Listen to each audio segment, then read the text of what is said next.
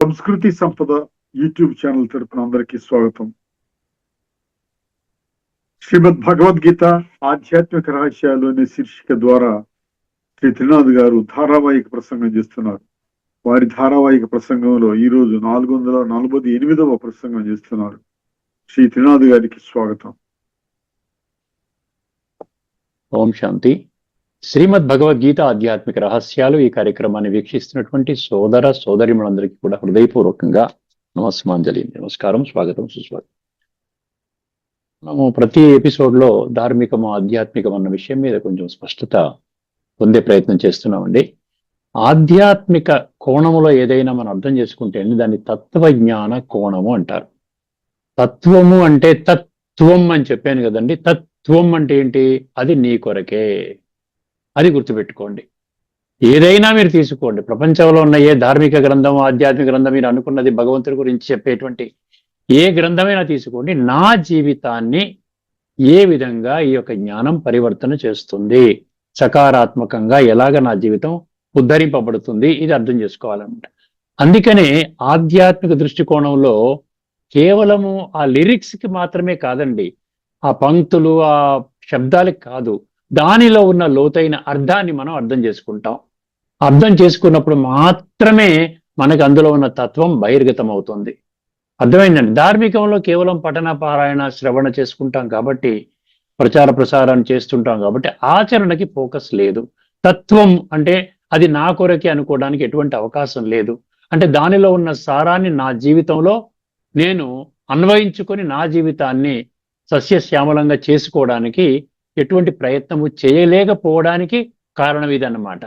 మీకు ఉదాహరణకి మనకు మామూలుగా ధార్మికంగా చూసినట్లయితే సత్యం, శివం, సుందరం అంటారు. దాని నుంచి ఏం నేర్చుకున్నాం మనము? ఆ 3 పదాలు అందరికీ తెలుసును. భారతదేశంలో ఉన్నవాళ్ళు సినిమా కూడా తీశారు దాని మీద. సత్యం, శివం, సుందరం అంటే దాని నుండి మనలో ఏమన్నా జ్ఞానం వచ్చిందా? అందులో ఏముందండి? భగవంతుడు సత్యము. అర్థమైందండి. భగవంతుడు చెప్పే మాటలు సత్యము. అర్థమైంది. ఈ విషయాన్ని మనం విస్మరించాము. శివం అంటే ఏంటి? భగవంతుడు ఈశ్వరుడు, నిరాకారుడు. శివం అన్నా కూడా ఈశ్వరుడు నిరాకారుడే, జ్యోతి స్వరూపుడు. అర్థమైందండి. భగవంతుడు పరమాత్మ, అందుకనే పరమాత్మ అంటాం. ఆత్మ జ్యోతి స్వరూపము. ఆత్మని 2 కళ్ళతో చూడలేము, అనుభవం చేస్తాము. ఎప్పుడైతే ఆత్మను అనుభవం చేస్తామో అదే విధంగా పరమాత్మని అనుభవం చేస్తాము. సో శివం అంటే ఒక చుక్క అన్నమాట, ఒక పాయింట్ ఆఫ్ లైట్ అన్నమాట. అందుకనే దాన్ని మామూలుగా లెక్కలలో కూడా ఈ వీళ్ళ అకౌంట్స్ రాసుకు వ్యాపారస్తులు ఏం చేస్తారంటే 1 పక్కన 0 0 0 అనే బదులు వాళ్ళు శివం శివం శివం శివం అంటారు. ఒక శివం అంటే ఒక 0 అన్నమాట, అంటే పరిపూర్ణత. అర్థమైందండి. సో ఆ విధంగా సత్యం, శివం. శివం అంటే శివుడు, జ్యోతిర్లింగము. సో ఈ విధంగా పరమాత్మని ఒక మానవాకారంలో, ఒక దేవతాకారంలో చూపించరు. అర్థమైందండి. అవ్యక్తం వ్యక్తిమాపన్నం మన్యంతే మాం అబుద్ధయ. 7వ అధ్యాయం 21లో ఏమన్నాడు? ఎవరైతే నన్ను ఈ యొక్క నిరాకార స్వరూపం కాకుండా నన్ను కూడా ఒక దేహధారిగా అనుకుంటే వాళ్ళు బుద్ధి లేని వాళ్ళు అన్నాడు. 7వ అధ్యాయం 21 శ్లోకంలో భగవంతుడు స్పష్టంగా, అందుకనే నన్ను ఒక లింగాకారంలో కొలుస్తారు, జ్యోతి స్వరూపంగా కొలుస్తారు. అర్థమైందండి. ఈ విధంగా ఒక తంబ్ షేప్లో ఒక అగ్గిపుల్ల వెలిగించి ఫోటో తీస్తే ఎలా వస్తుంది? ఇలా తంబ్ షేప్లో వస్తుంది. దాని ప్రకారంగా ఒక పీట మీద వేసి ఆ విధంగా చేస్తారు. అందుకనే శివం అంటే అదనమాట. సుందరం ఎందుకన్నారు? సుందరం అంటే ఏంటి? మనం శరీరపరంగా సౌందర్యం చూస్తాం, మిస్ యూనివర్స్ అంటాం, లేకపోతే మిస్ వరల్డ్ అంటాం. వాళ్ళు సుందరంగా ఉంటారు. కానీ సదాకాలికంగా సుందరంగా ఉంటారా? ఉండరు. మళ్ళీ 10 సంవత్సరాలు పోయిన తర్వాత మళ్ళీ కొంత సౌందర్యం తగ్గుతుంది. మళ్ళీ ఇంకో 10 సంవత్సరాలు పోయిన తర్వాత ఇంకా ముఖం మీద ఏవో మచ్చలు వస్తాయి, తగ్గుతుంది. సదాకాలికంగా ఒక దేహధారి సౌందర్యము నిలకడగా ఉండదు. భగవంతుడు ఎప్పుడు జ్యోతి స్వరూపంగానే ఉంటాడు, ఎప్పుడు పావనంగా ఉంటాడు. పతితులందరినీ పావనం చేసే లక్షణం కూడా ఆయనకే ఉంది కాబట్టి పతిత పావన అనేది వారికి మాత్రమే వర్తిస్తుంది. సో సౌందర్యము పర్మనెంట్ గా ఉంటుంది. అర్థమైందండి. అందుకనే సత్యం, శివం, సుందరం. ఇప్పుడు ఇలా అర్థం చేసుకుంటే మన భగవంతుడి పట్ల ఆసక్తి కలుగుతుంది. అరే భగవంతుడిలాగా నేనెందుకు అవ్వకూడదు? భగవంతుడు సత్యం అన్నప్పుడు సత్యమైన మాటలు ఎక్కడున్నాయి? సత్యమైనటువంటి జ్ఞానము ఉండే ఉంటుంది కదా. సో భగవద్గీతలో ఉంది. అది తెలుసుకోవడానికి ఆసక్తి కలుగుతుంది. భగవంతుడు ఒక్కడే వారు నిరాకార స్వరూపుడు అని మీ బుద్ధి అంగీకరించింది అనుకోండి, అప్పుడు ఆ నిరాకార స్వరూపం యొక్క సంపూర్ణమైనటువంటి పరిచయము నామరూప దేశకాల గుణ కర్తవ్య సంబంధం ఇవన్నీ తెలుసుకోవడానికి ఇష్టపడతాం. ఇదనమాట. అర్థం చేసుకుంటే ఈ విధంగా ఉంటుంది. ప్రతిదీ కూడా తత్వంలోకి వెళ్ళాలి, పెడితే మీ జీవితం బాగుపడుతుంది. అర్థమైందండి? ఇది ముఖ్యంగా ఆధ్యాత్మిక దృష్టికోణంలో అర్థమవుతుంది, కానీ ధార్మికంలో మనకు అర్థం కాదు.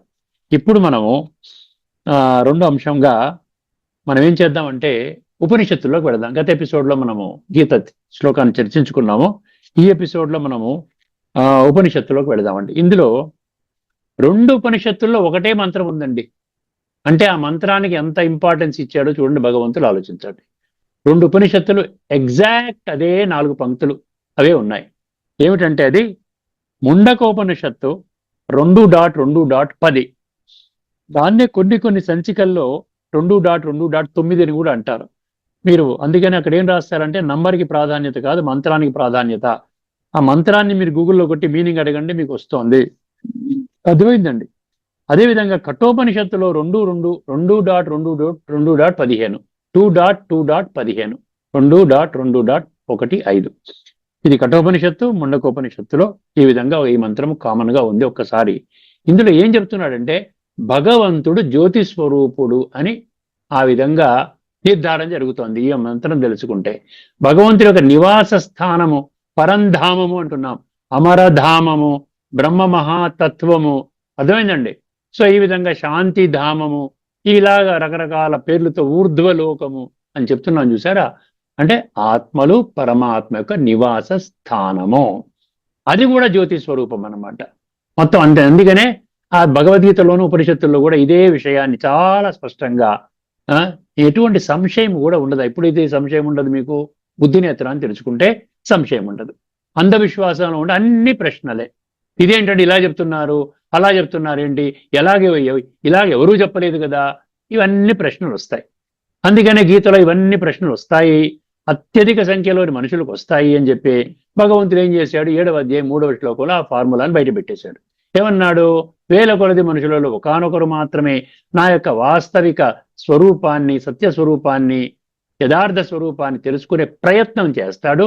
అట్లు ప్రయత్నము చేసిన వాళ్ళలో తత్వము ఆధారముగా, అండర్లైన్ చేసుకోండి, మాం వేత్తి తత్వత, తత్వం ఆధారంగా కొద్ది మంది మాత్రమే తెలుసుకుంటారు.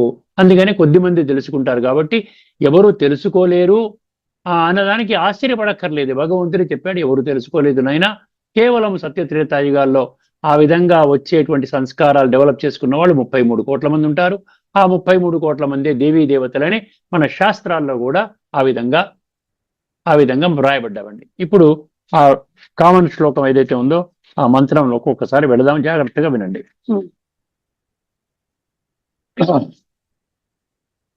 నా తత్ర సూర్యోభాతి నా చంద్రతారకం నేమా విద్యుతో భాంతి కుతోయమగ్ని తమేవ భాంతమనుభూతి సర్వం తమేవ భాంతమనుభాతి సర్వం తస్య భాష సర్వమిదం విభాతి. ఇది మంత్రం అండి. మంత్రము ఎలాగ పలికేమన్న దానికి ప్రాముఖ్యత లేదండి. మంత్రము యొక్క అర్థము, ప్రతి పదము యొక్క అర్థము, దాని లోతైన తత్వము అప్పుడు అర్థం చేసుకుంటే వాస్తవిక సత్యం బయటకు వస్తోంది. అప్పుడు మన జీవితంలో ఆచరించడానికి మనకి ఇప్పుడు ఈ అర్థం తెలుసుకోవట్లేదు, తత్వం జోలికి వెళ్ళటం లేదు, అది సమస్య. ఉపనిషత్తులు వచ్చును, వేదాలు వచ్చును, మొత్తం సర్వశాస్త్రాలు వచ్చును, కానీ ఆ సారం ఏంటి అంటే ఎవరు చెప్పలేకపోతున్నారు కదా. నీవు సారం ఏంటి? సర్వశాస్త్రమై శిరోమణి అనేటువంటి భగవద్గీత సారం ఏంటి? నేను ఆత్మని, తండ్రి పరమాత్మ, ఆత్మ పరమాత్మ కలయిక యోగము, అది హైయెస్ట్ కలయిక కాబట్టి రాజయోగం అని అన్నారు. రాజయోగము ద్వారా గుణాలు, శక్తులు పరమాత్మ నుండి ఆత్మలోకి ప్రసరించబడతాయి. దాని ద్వారా సంస్కార పరివర్తన జరుగుతుంది.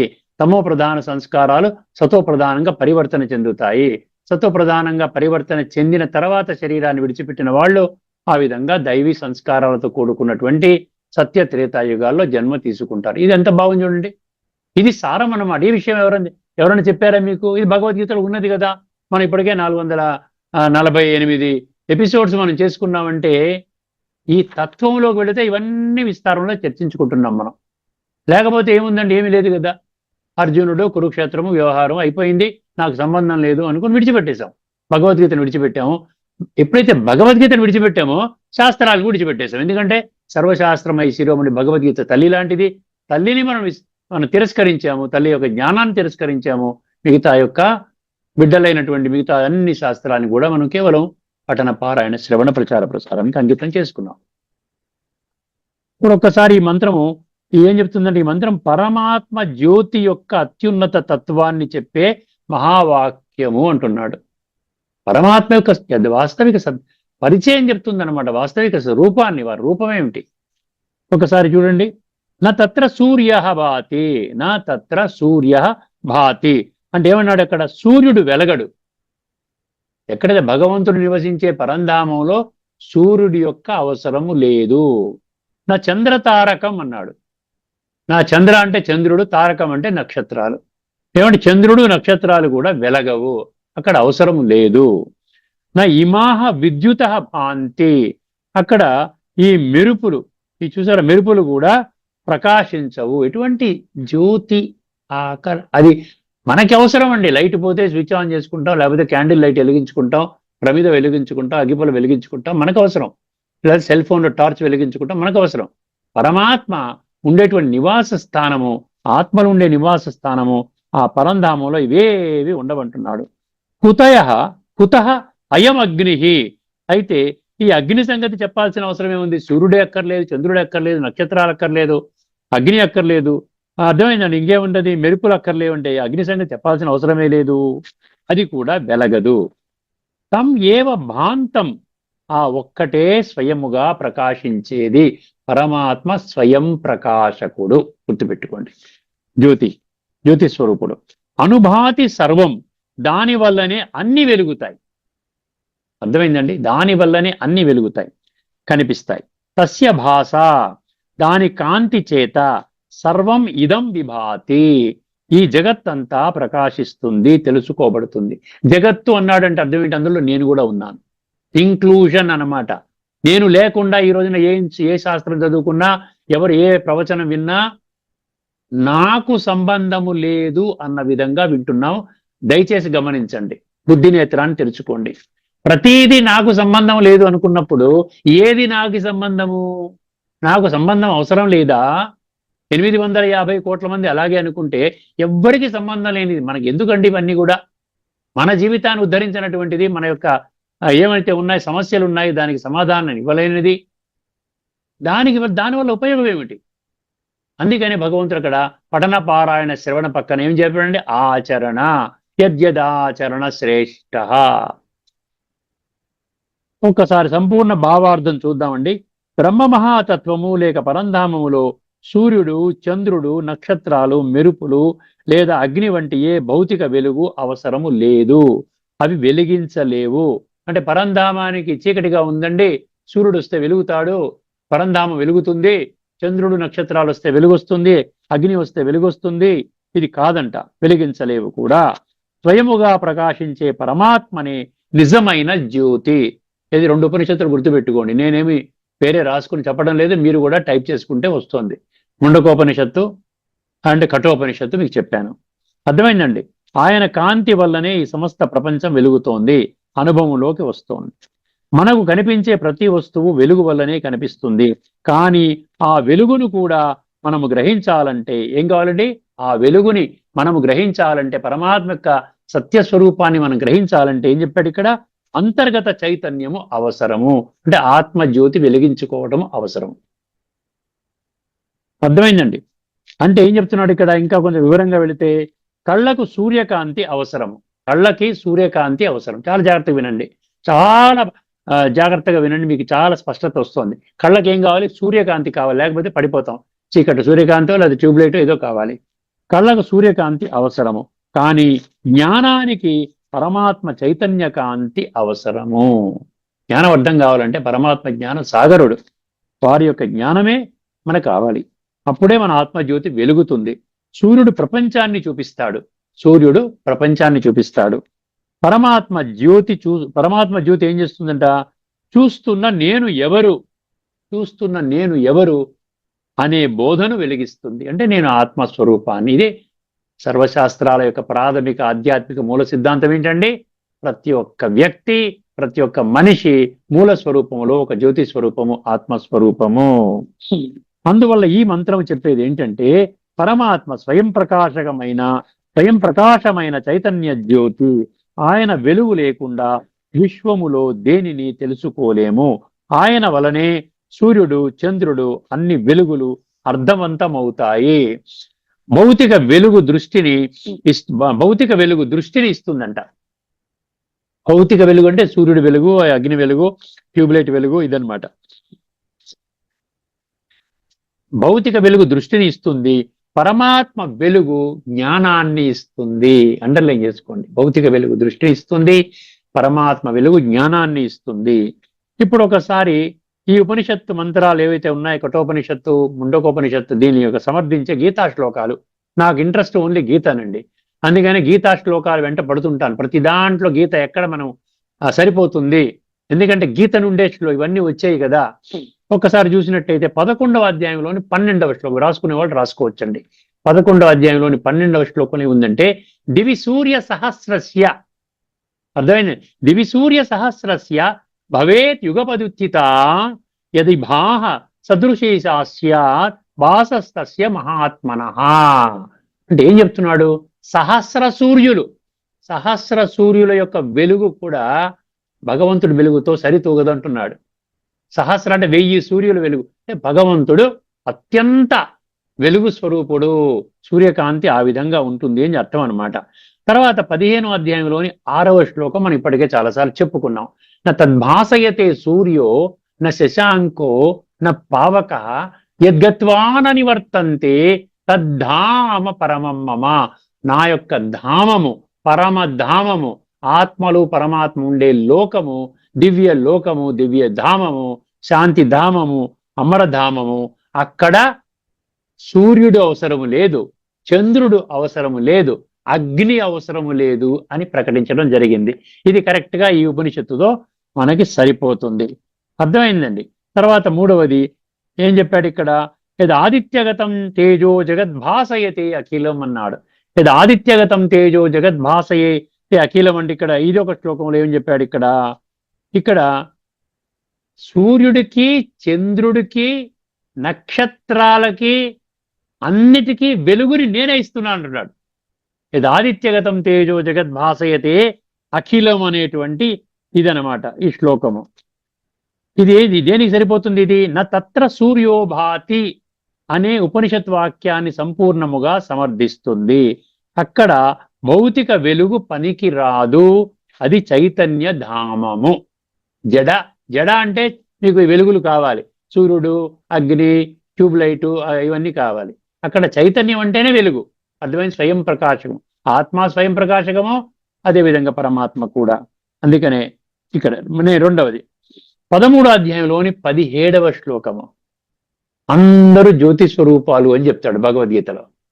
జ్యోతిషామపి తజ్యోతి తమసః పరముచ్యతే జ్ఞానం జ్ఞేయం జ్ఞానగమ్యం హృది సర్వస్య విష్టితం. ఇది జ్ఞానము ద్వారానే మీకు వస్తుంది, జ్ఞానము ద్వారానే మీ గమ్యస్థానానికి చేరుకుంటారు. గమ్యస్థానం అంటే ఏంటి? మీ యొక్క సత్యమైన స్వరూపాన్ని, పరమాత్మ సత్యమైన స్వరూపము తెలుసుకోవడమే మీ గమ్యం. ఈ జీవిత గమ్యం అంటే వండుకోవడం, తినడం, పడుకోవడం ఇది కాదండి. డబ్బు ఇవన్నీ కూడా ఒక జన్మకి మాత్రమే మనకు వచ్చేది. గీతలో 7:19 ఉన్నాడు, ఇది ఆఖరి జన్మ అన్నాడు కాలచక్రంలో. అందుకనే ఇప్పుడు మనం అర్థం చేసుకోండి, అందరూ జ్యోతి స్వరూపాలే. నేను భగవంతుడు కూడా జ్యోతి స్వరూపం, పరంజ్యోతి స్వరూపం అంటాడు ఇక్కడ. జ్యోతిషామపి తజ్యోతి వేరే అర్థం రాదండి. తమసః పరముచ్యతే. తమస్సు అంటే అంధకారం లేదు, తమస్సు అంటే చీకటి, అజ్ఞానంధకారం అంటాం చూసారా. తమసో మా జ్యోతిర్గమయ అంటాం. తమస్సులో ఉన్నాను, భగవంతుడా నాకు జ్యోతి వెలుగు, జ్ఞానం అనే జ్యోతి ఆ యొక్క వెలుగుని నాలో ప్రకాశింపచేసి నాలో ఉన్న అజ్ఞాన అంధకారాన్ని వదలగొట్టండి అని భగవంతుని మనం ప్రార్థిస్తున్నాం అనమాట. బృహదారణ్యక ఉపనిషత్తు 1:3:28. అర్థమైందండి. అంటే జ్యోతులకు జ్యోతి, అజ్ఞాన అంధకారానికి అతీతము, అందరి హృదయములో ఉండే జ్ఞాన స్వరూపము. ఇది జ్యోతిషాం జ్యోతి అని ఉపనిషత్తులో ఉన్నటువంటి భావానికి ప్రతిధ్వని. అర్థమైందండి? ఏముందండి? జ్యోతిషాం జ్యోతి అని ఉంది మనం చదువుకున్న ఉపనిషత్తుల్లో. తర్వాత మరొకటి 10వ అధ్యాయంలోని 11వ శ్లోకము. తేషాం ఏవానుకంపార్థం అజ్ఞానజంత తమః నాశయామి ఆత్మభావస్థో జ్ఞానదీపేన భాస్వత. అంతా జ్యోతి గురించే ఉంది, వెలుగు గురించే ఉంది. ఆ జ్ఞానం అనే ప్రకాశము నాలో ప్రవహించినట్లయితే ఆత్మలో ఉన్న కుళ్ళు, అజ్ఞానము, తమో ప్రధాన సంస్కారాలు కడగబడతాయి. అది ఆ 10వ అధ్యాయంలోని 11వ శ్లోకం చెప్తుంది. ఏం చెప్తున్న భావం ఏంటి? వారిపై కరుణ, వారి అంతరంలో నిలిచి జ్ఞానదీపముతో అజ్ఞానాంధకారాన్ని నేను తొలగిస్తాను. ఉపనిషత్ మాటల్లో చెప్పాలంటే తమేవ భాంతం అనుభాతి సర్వం. పరమాత్మ వెలిగితేనే మన బుద్ధి వెలుగుతుంది. దానికి ఆ యొక్క పదానికి అంటే నేను ఉపనిషత్తు రెఫరెన్స్ ఇస్తున్నా, గీత చెప్పినప్పుడు ఉపనిషత్తు రెఫరెన్స్ ఇస్తున్నాను, మళ్ళీ ఉపనిషత్తు చెప్పినప్పుడు గీత రెఫరెన్స్ ఇస్తున్నాను. తర్వాత 5వ అధ్యాయంలోని 16వ శ్లోకం అండి. 5:16 జ్ఞానేనతు తదజ్ఞానం ఏషాం నాశితమాత్మనః తేషాం ఆదిత్యవజ్ఞానం ప్రకాశేతి తత్పరం అంటాడు. అర్థమైందండి? అంటే దీని ఉద్దేశం ఏమిటి? పరమాత్మ జ్ఞానము ద్వారా ఎవరి అజ్ఞానము నశిస్తుందో, పరమాత్మ జ్ఞానము ద్వారా ఎవరి అజ్ఞానము నశిస్తుందో వారి జ్ఞానము సూర్యుడిలా పరమ సత్యాన్ని వెలిగిస్తుంది. సూర్యుడిలాగంటే ఏదో వెలుగు కాదండి, ఇక్కడ జ్ఞానం అనే వెలుగు, పరమసత్యము. ఏం పరమసత్యము? నేను ఆత్మ, తండ్రి పరమాత్మ. రాజయోగం ద్వారా కనెక్షన్, గుణాలు శక్తులు ట్రాన్స్ఫర్, తర్వాత సంస్కార పరివర్తన. ఇదనమాట, చాలా సింపుల్. ఇక్కడ గీత ఏం చెప్తుంది? బయట సూర్యుడు కాకుండా లోపల జ్ఞాన సూర్యుడు ఉదయిస్తాడు అన్న నిగూఢ సత్యము స్పష్టమవుతుంది. సమగ్ర సంబంధం ఏంటి ఉపనిషత్తులో? సూర్యుడు కూడా వెలిగించలేని పరమజ్యోతి ఉన్నది. సూర్యుడు కూడా వెలిగించలేని పరమజ్యోతి పరమాత్మ. అది అర్థం చేసుకోవాలి. గీత ఏం చెప్తుంది? ఆ పరమజ్యోతి మనుషుల హృదయాలలో జ్ఞానదీపముగా వెలుగుతుంది. అంటే సూర్యకాంతి వస్తువులను చూపిస్తుంది, పరమాత్మ జ్ఞానము సత్యాన్ని చూపిస్తుంది. ఎంత స్పష్టంగా ఉందో చూసారా? ఎక్కడ ఏదైనా సంశయం ఉంటే నాతో మాట్లాడండి, కామెంట్ సెక్షన్లో పెట్టండి. చిన్న సంశయం ఉన్నా డౌట్ పెట్టండి. ఎందుకంటే నేను ఎక్కడా కూడా ఏదో నాకు తోచినట్టుగా చెప్తున్నానండి, గీతలో ఉన్నది లేనిది చెప్తున్నారు, ఉపనిషత్తుల్లో లేనిది చెప్తున్నారు.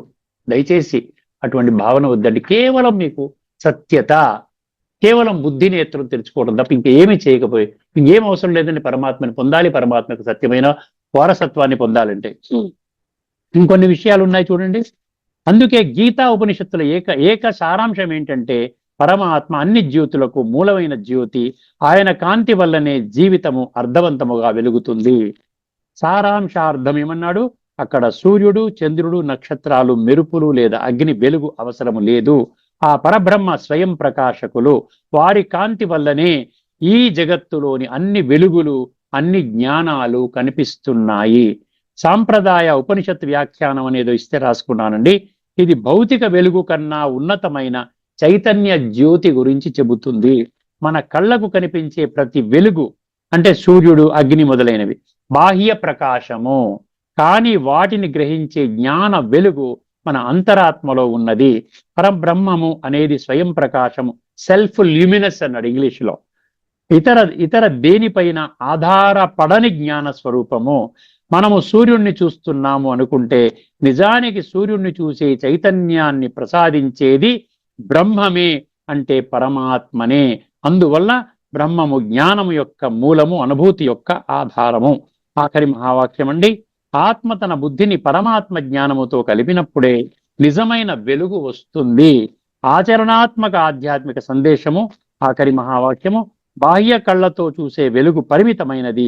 ఆత్మబుద్ధిలో వెలిగే పరమాత్మ జ్ఞానము అపరిమితమైనది.